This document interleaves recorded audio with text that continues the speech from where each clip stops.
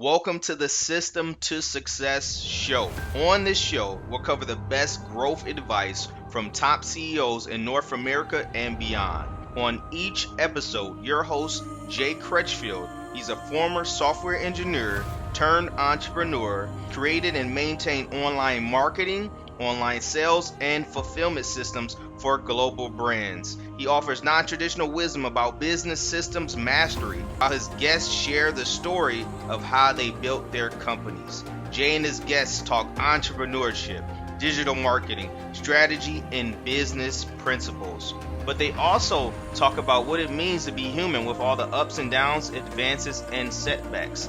And what he does is he takes his information and strategies that has helped catapult global brands and brings that to the small business owner to give them that advantage.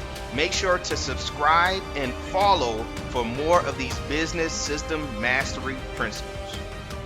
All right, so today I am super excited because we have an expert who's ranked number 8 in the world on personal branding. Now, looking at our personal brands are going to outlast us if we do it right. So we definitely want to listen to this special guest, Lethia Owens, ranked number 8 in the world on personal branding. All right, so go ahead, get your notepads ready, get your pens, your papers if you're driving. You may want to pull over right now so that you can take notes. And welcome to the stage, Lethia Owens.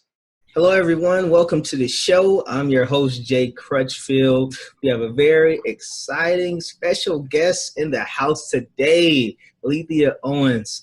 Lethia is known for her unparalleled ability to educate and inspire people from every walk of life. She's a branding expert, market domination strategist, and a transformational keynote speaker. Having once been a high school dropout and now a successful serialpreneur, Lethia knows how far to work hard and how to work hard, and determination and a never, ever, ever quit attitude, and how that can take you so far. Lethia has been so motivating, and she's been oozing with brilliant business strategies. Lethia is ranked number 8 out of the top 30 brand gurus in the world, and she has completed her 6-country tour of her best-selling book, Your Brand Influence, the art and science of building an influential personal brand. Without any further ado, let's welcome to the stage Lethia. Welcome, Lethia. Hello, everybody. I am so excited to have the opportunity to share this platform to just share some branding and marketing strategies to help people take their game to the next level. I can't believe sometimes I pinch myself. I can't believe that I get to do this work. You know, I believe that people should get paid well to do what they love. And I'm absolutely loving what I do. And I thank God that that I'm paid well to do what I do. So thank you so much for inviting me on your platform today. It's my pleasure. And I'm glad you get paid well to do what you love to do too. Absolutely. Absolutely. So Lethia, can you share a little bit about your background so the audience can get to know you a little bit better? Absolutely. Basically, I'll just say this. If I can be successful, anybody can be successful, because I was a high school dropout at the age of 14.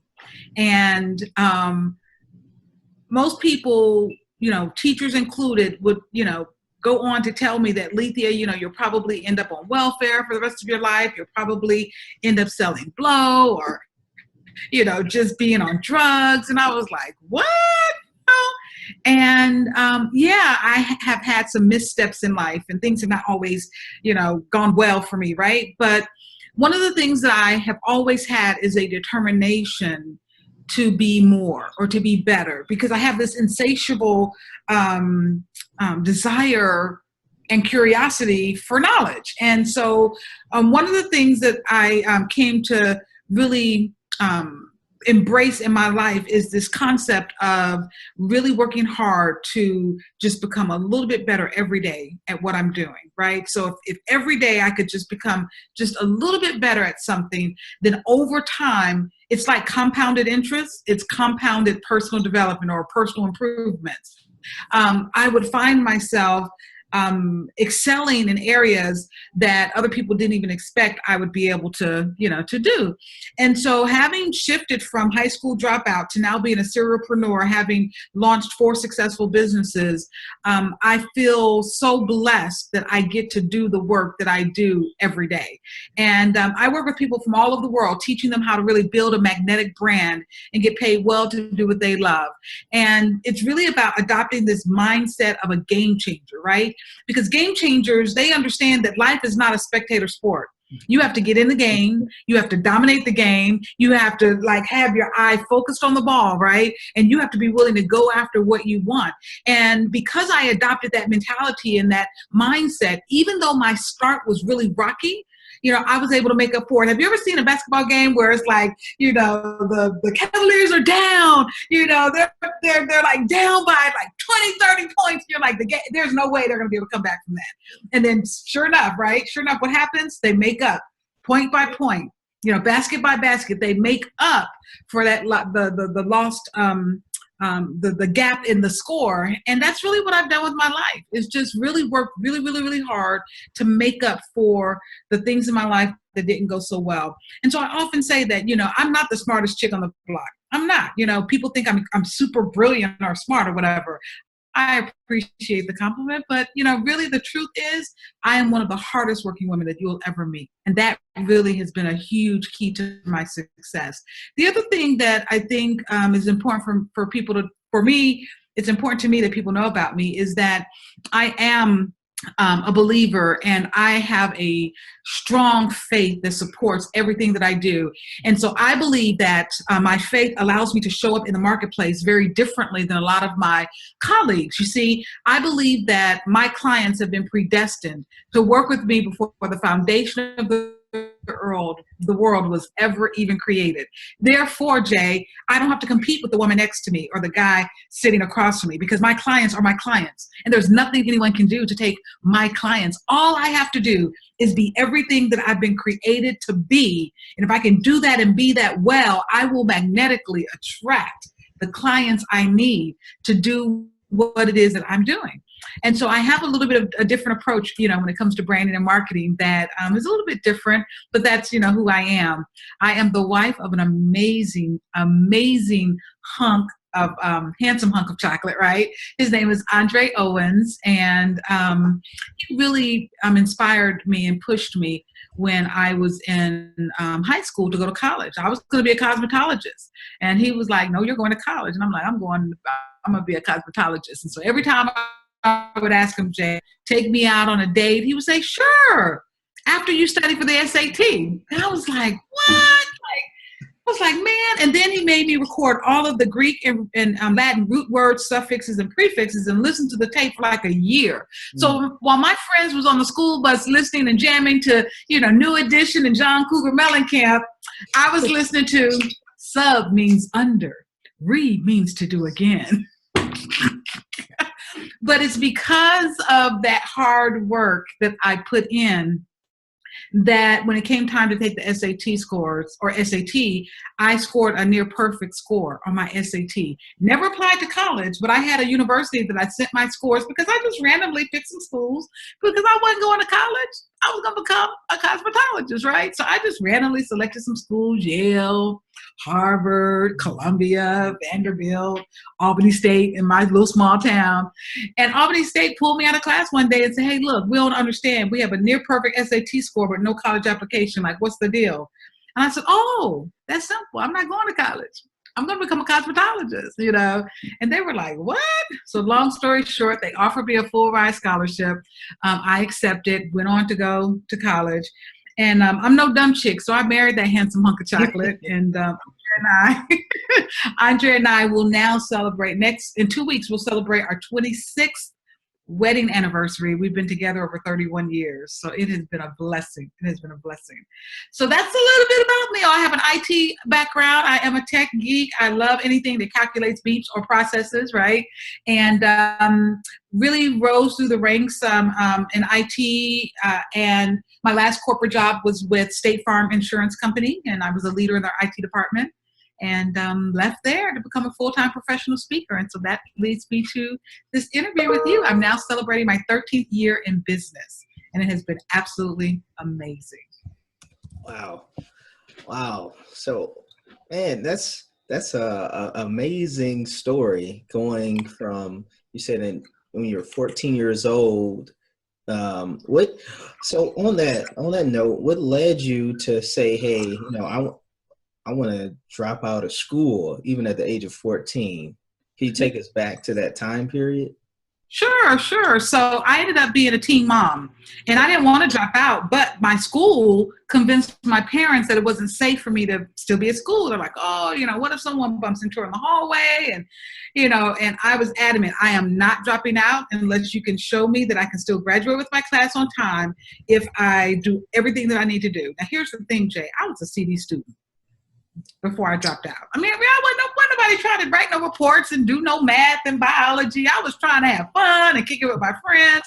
But after I had my daughter, I realized, when I looked into her eyes, I realized she didn't ask to be here. And so I decided that I would make my parents proud, and that I would take care of her, and that she would have a better life than I had. And from that day forward, I became a straight A student, graduated among the top of my class, honor graduate from high school, earned a full scholarship to go to college, became an honor and a golden ambassador for Albany State University, and graduated at the top of my class, from college. And my life just shifted, and my trajectory of my life shifted once I decided that I wanted to create and live a better life, and so that's what I did. That's what I did. Wow. So you looked into your daughter's eyes and you said, hey, it's time to make that decision for a better life. I want more.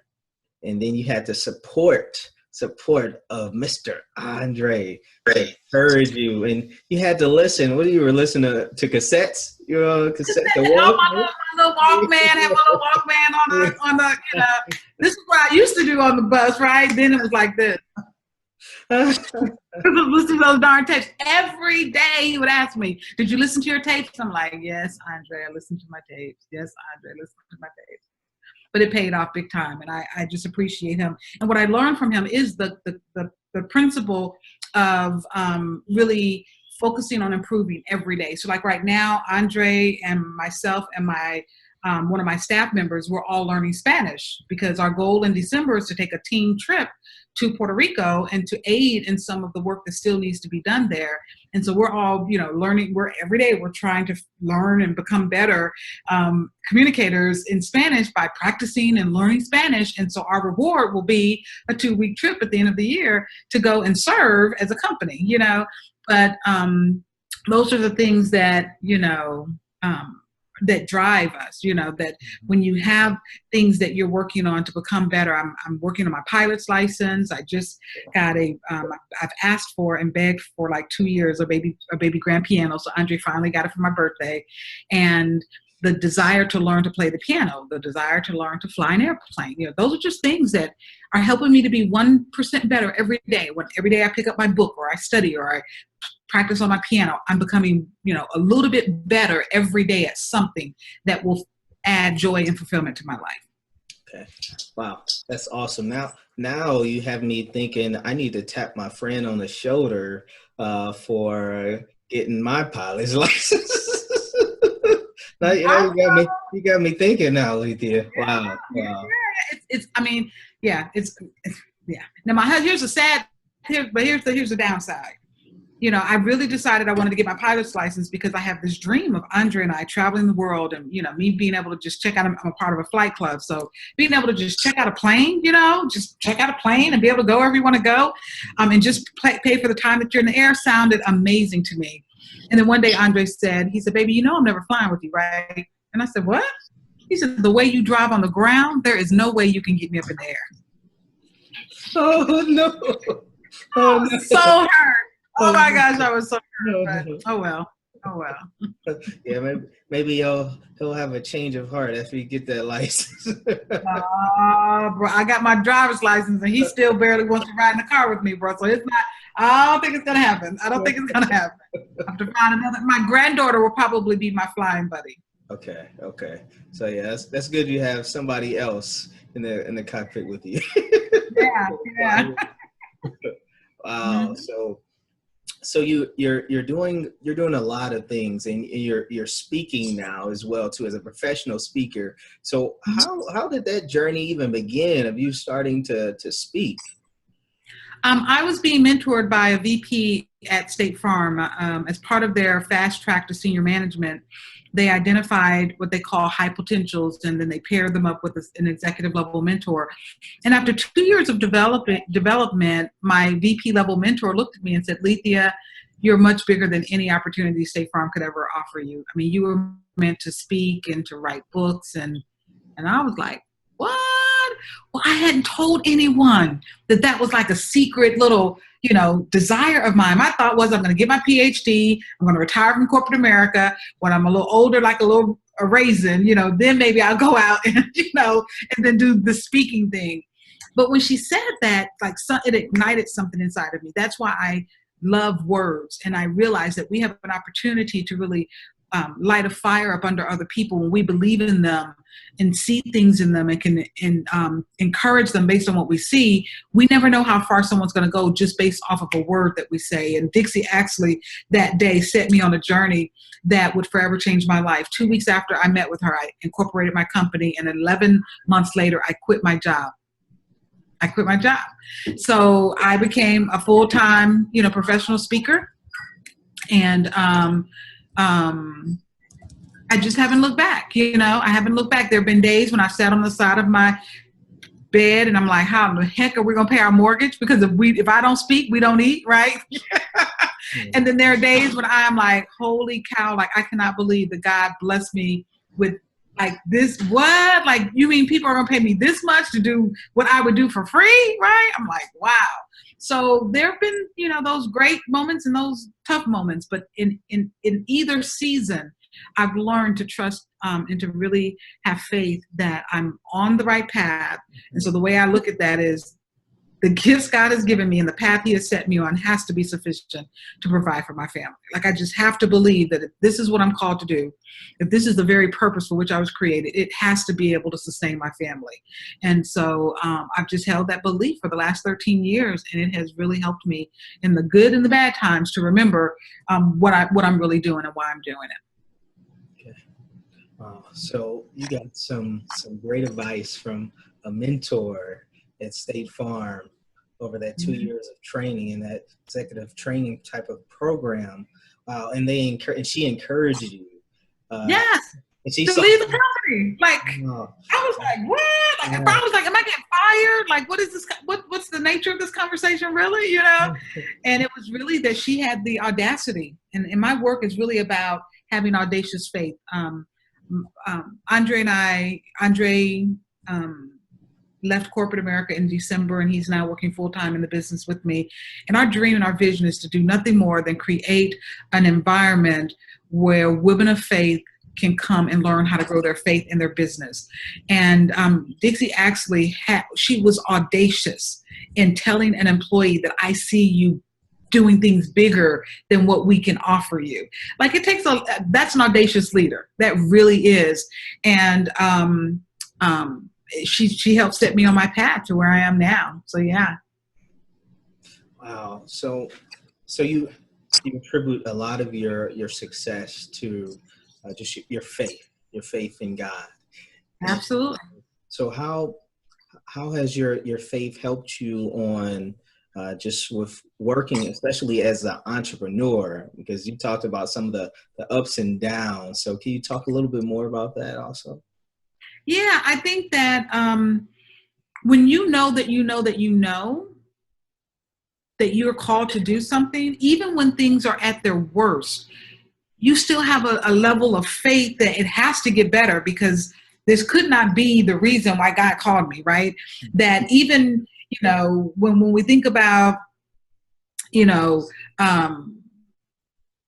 biblical characters who experienced like very tough times, there were always there's a reason. There were lessons, right? And so when things get really tough, I am actually thankful because I feel like God is actually maturing me and elevating me, like maturing me so he can elevate me. So when I'm going through a rough season, like I'm still in the season, actually. I was going to say I'm coming out, but I think I'm still in the season.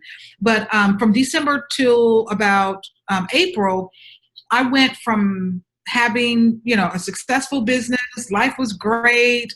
Didn't really have much of a care or concern to having my father now be in the hospital, which he should have been out after one day after surgery. Simple surgery turned into 2 failed surgeries, me having to airlift him from Georgia to St. Louis. In the process of trying to take care of him for 5 months, I found out that there are 3 tumors in my body. So I go and undergo, several surgeries.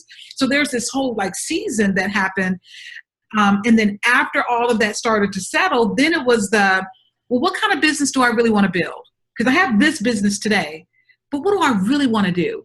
And when I answered this question, it didn't look anything like what I had. So now we're in a very tough season of shifting a big boat to try to head in a different direction and do branding and marketing, but differently, focused on women of faith, women, Christian businesswomen, right? Even though I'm a Christian, and even though when you come to my events, it's, I incorporate my faith. I don't bash people with it, but I incorporate my faith. So I pray before we start and things like that. Now I'm seeking to work with people who love the Lord, who, desire to incorporate their faith as part of their foundation for really elevating their business. And that's the market that I know I'm called to serve. So trying to kind of move from going, my book, the book that you referenced, Brand Influence, my lovely book that I love here, right? This is for corporate professionals. This isn't written for faith-based people. So it's like, okay, I got this book and all these books, right? And I still get speaking engagements in the corporate sector, but my focus is here. So I'm really shifting everything. So having to decide, how do I still deal with the corporate market, which I still love to speak in the corporate market, but my main market now is the entrepreneurial business market, and I'm looking for women of faith in business and men who don't mind a little pink and bling, So men come to my events, and men come to my events. Men participate in our community, but they know it has a feminine flair, and so the men aren't feminine, but they don't mind pink and bling because they are more concerned with getting the information that I have to share with them. They're like, look, Lethia, I don't care what color you put on it. I don't care how blingy it is. As long as I know how to get to you, as long as you give me the information, I'm good. I'm good. And so, that's kind of where we are now. But those are some of the challenges that we face. When you go 5 months without any income, I just thank God. But this is how faithful he is, Jay. In December, I spoke for 45 minutes at one event, and I made enough income to cover 7 months of our expenses. In 45 minutes, I didn't know that the next 6 to 7 months were going to be really challenging. I didn't know that, but God did. And he allowed us to generate enough revenue from one meeting to be able to take care of us. So when I talk about faith, having, you can have an unsinkable business when you have unshakable faith. Like you can really build an unsinkable business if you develop unshakable faith.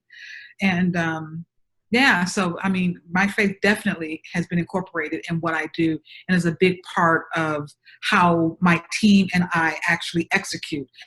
And are we perfect? By please don't write me a letter or send me a tweet saying that I did something wrong, because I probably did it. Just because I operate on Christian principles does not mean that I'm perfect. I'm still trying to get it right, But at the core, our desire is to really to honor God in what we do, and that really is important to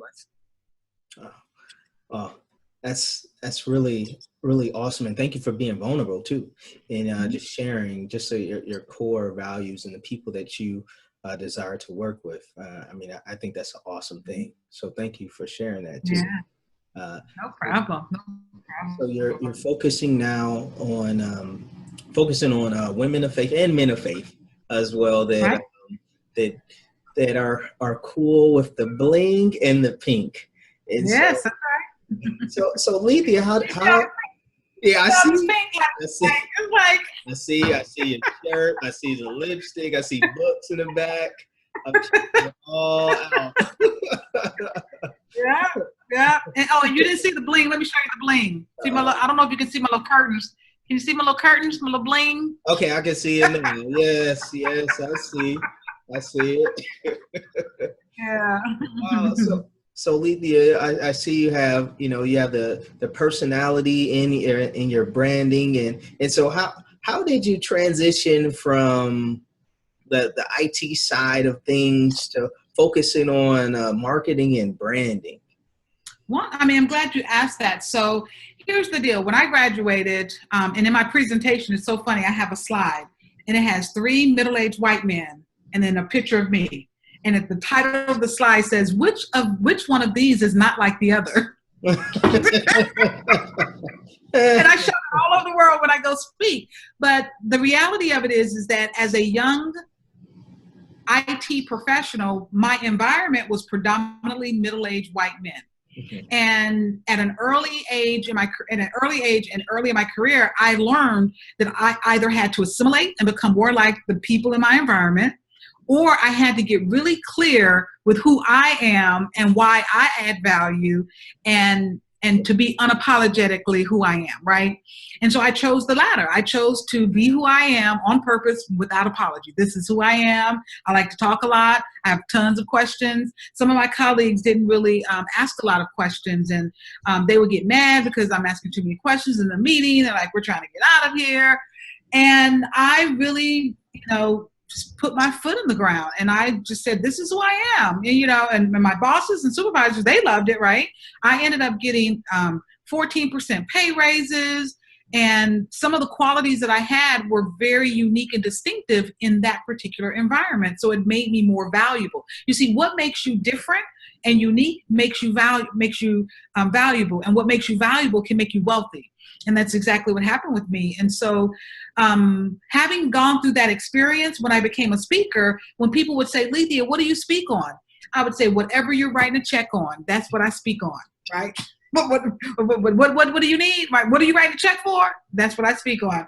And so I used to speak on everything under the sun: teamwork, communication, leadership, project management, and productivity. And so my 2 mentors, who were $1 million speakers, said, Lethia, you need to niche, you need to brand. And I'm like, what do you mean? And they said, you need to pick a lane.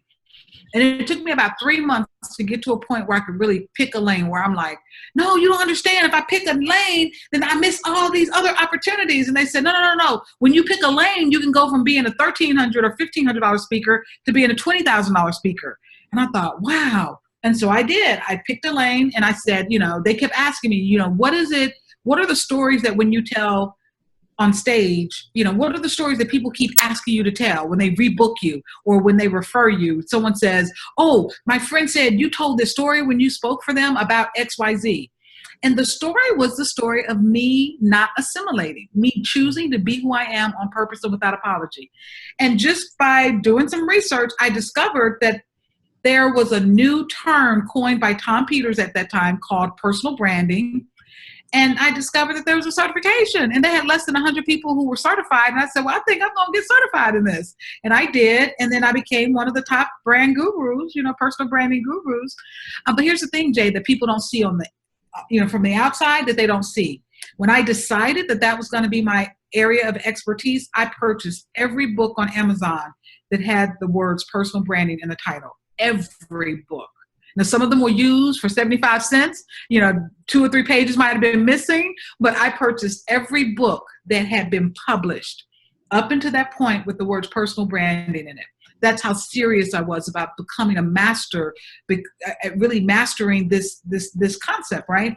And I think that a lot of people struggle because they try to be, and especially in today's marketplace, people try to become a master of everything, like I started out. They try to, be known for this, and I want people to think I'm good at that, and I'm good at this, and I'm, over here teaching social media on Friday, but then the next Monday I'm teaching, how to build your bank account, and it's like, those are 2 different things, what do you really know? And so it was really clear to me that I needed to become an expert. I needed to become a specialist, not a generalist. And so that was the motivation for me to really choose a lane. And I had mentors who helped guide me through some questions that helped me to understand that my passion and interest was around helping people really look at their identity and how to package and really monetize who they are, monetizing their message and dominating their market and magnetically attracting their clients. All of those things were birthed out of the passion and interest and desire to master personal branding. And so I speak on personal branding in the corporate sector, and I speak on personal branding with entrepreneurs.